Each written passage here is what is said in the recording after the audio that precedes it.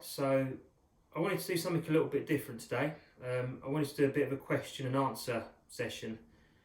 I've noticed in the past maybe 6 months or so, I've had a lot of people reaching out to me on social media and by email, um, asking lots of questions about how I started my little business and, asking for advice and things like that. I've had questions about the equipment I use and how I went about choosing the equipment for my business, especially the carpet cleaning side of things. And I just thought I'd kind of try and address some of the sort of more commonly asked questions, I guess, and give a bit of an insight as to how I did it. Obviously, it's different for everyone. My situation's a little bit different, but hopefully I can give you a bit of an insight and explain a bit about how I went about, becoming self-employed and my reason, I guess, and what I was sort of setting out to achieve. So it's going to be a bit of a waffly one. So if you don't want to listen to me babbling on, by all means, see ya. But I guess we should probably start from the beginning. So, as you know, I've always had a bit of an interest in cleaning, in particular old vacuums.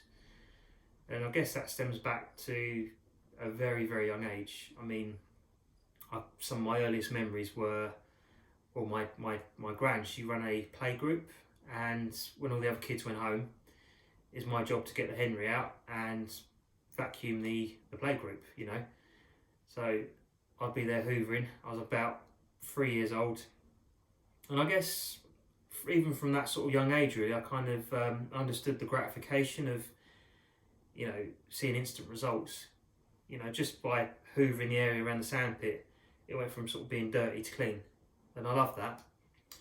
So I can remember being maybe 5 or 6 years old, maybe a bit older than that. Every Saturday I'd go to my nan's house and we'd clean the house from top to bottom, and she kind of taught me the basics of cleaning, how to use limescale remover, how to use Jif, how to use glass cleaner, polish, things like that. So, we're talking from a very young age, understanding the basics. Fast forward to the age of about 17, I went and worked for a cleaning company in London. So we was doing domestic cleaning, some pretty big posh houses in South London, sort of Wimbledon area, and I kind of learned the trade a bit better. I kind of learned what was expected of a professional cleaner, because cleaning professionally is very different to what you do in your own house. I learned a bit about what was expected and how to run a cleaning business, So did that for a while. After that, I did various other jobs. I've worked from the age of 16. Fast forward to 2018, I decided that I wanted to basically start my own business. I wanted to have a crack at being my own boss and kind of having the responsibility and the flexibility and the freedom of, being my own boss, I guess. So there was a few things I could have done. So there's a few passions and interests that I have. One of them is cars. I absolutely love my cars, always have done. Particularly interested in classic BMWs. I think the last count was somewhere close to 40 odd cars since I started driving at 18. So I thought about going into either the used car trade or the classic car trade. Ruled against that because it takes quite a lot of work to kind of set yourself up. You need somewhere to sell the cars from, you need to buy your stock and things like that. So the other thing was cleaning, and it just made perfect sense to me. It was something I was already, half clued up about, something I was passionate about, and it's a pretty easy way to set up your own business if you're going self-employed. So what I did is I thought, well, I'm going to need to build my confidence up. It's been a long time since I've kind of, done it professionally. It's my first time being self-employed. So I approached an agency, and I got my first couple of jobs through this agency. And that way I kind of built up my confidence dealing with customers, listening to their needs and things like that. Basically just learning how to be a professional cleaner again. So one of the questions I get asked quite often is about kind of marketing and building a client database. Now, I always set out to kind of introduce a bit of professionalism to the cleaning industry, because especially amongst kind of domestic cleaners, there's always been a bit of a bad reputation. So I wanted to be a bit different. I wanted to be a couple of notches above the competition. So straight away I started looking at, I wanted to be uniformed. I wanted my branding to look good. Made sure I had the correct insurance. Some cleaners just don't bother with liability insurance. I mean, you have to. You're mad not to. Accidents will always happen. It doesn't matter how careful you are, you need that liability insurance, and customers ask for it. So the other thing I looked into was, I wanted a branded vehicle. So I just basically wanted to look professional. I wanted to be professional and accountable, and I wanted to be a step above the competition.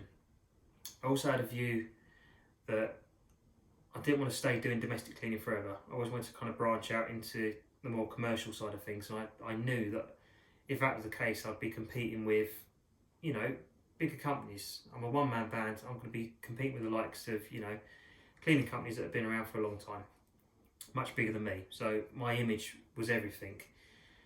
So I started doing these little domestic cleans, a couple of houses a week, started building up the confidence. And from then I found that basically most of my clients started kind of passing my name around. And because I'd kind of built that reputation for being reliable and professional, and I listened to what the customers want, they could trust me. They started passing my name around. I started picking up more work that way. So I didn't actually have to do a lot of marketing. I didn't have to do a lot of advertising. All my work came from word of mouth. So I guess my first big break came with during the pandemic. So unfortunately, a lot of my domestic work kind of dried up. Understandably, it wasn't the best time to be going out of people's houses, and you couldn't because of lockdown anyway. So I was a little bit worried, but I found that the commercial work started coming in. So my first big break was working for a property developer who had just completed 51 new build flats. And basically I was given the contract to clean and prepare all these flats. So I did that. I did it to a high standard. I worked my arse off, and they were really happy with me. And from there, they started passing my name on to property managers and the estate agents they work with and things like that. And before I knew it, the work was coming in thick and fast. So the next thing I kind of went into was end of tenancy cleaning. There's a lot of it out there, and it can be quite difficult sometimes, but it's a good way of making money. So I started doing a lot of end of tenancy cleaning when people move out, preparing the property ready for the new tenants, things like that. So did a bit of that, and from there I obviously had been speaking to property managers, estate agents, and I kind of got into the block cleaning side of things. So basically cleaning the communal areas of blocks of flats. And I found that I really enjoyed that. I could vacuum away to my heart's content, and yeah, I really look forward to it. So I started picking up different blocks in different areas, and started building up a bit of a portfolio of block cleaning contracts, which was great because it's good regular weekly income I could rely on, so that paid the bills. So then I started thinking about maybe offering some other services on the side. So I know how that sounds, don't snigger. So basically I thought, well, just in case the block cleaning side of things doesn't work out, in case that kind of line of work dries up, I need something to fall back on. So I'm trying to future protect myself and protect my income.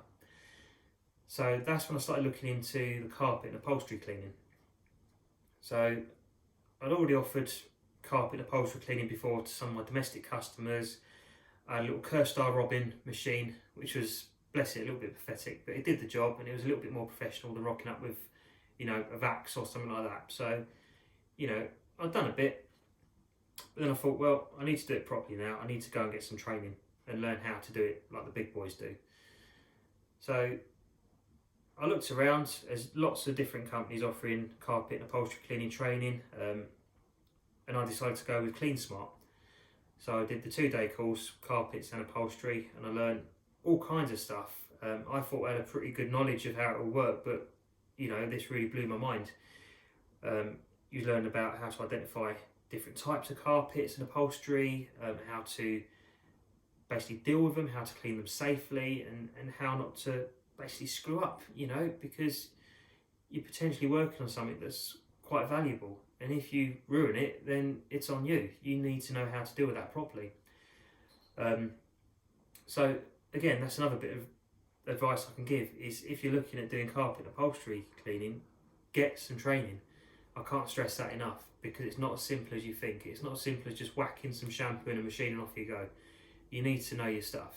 And a lot of the insurers, liability insurers these days, and indeed some of the customers, will want to see proof of your training. So that was that. So I did my training, gained some knowledge, and I felt a bit more confident about going out and tackling upholstery and carpets and things like that, and also offering it to my commercial customers as well. 90% of my work comes through word of mouth. I've noticed now, I've been doing it a few years, I'm getting a lot of returning customers, so they'll have a big kind of annual carpet and upholstery clean once a year, then they come back. Same with my commercial customers. I mean, most of the blocks I do get a big annual clean as well. At the moment, most of my income comes from the block cleaning. I'd say probably 65% of my income is through the kind of contract cleaning side of things. It's good regular work and it pays the bills. Pretty much all the other work I get is the carpet and upholstery cleaning side of things, and that's my bit extra to keep, to treat myself with. I just bought myself a new car. So yeah, I mean, it does tend to vary seasonally. I mean, the carpet cleaning side of things gets a bit busier towards Christmas. It's usually busier in the summer. I get more of it. During the winter months, it's a bit quieter.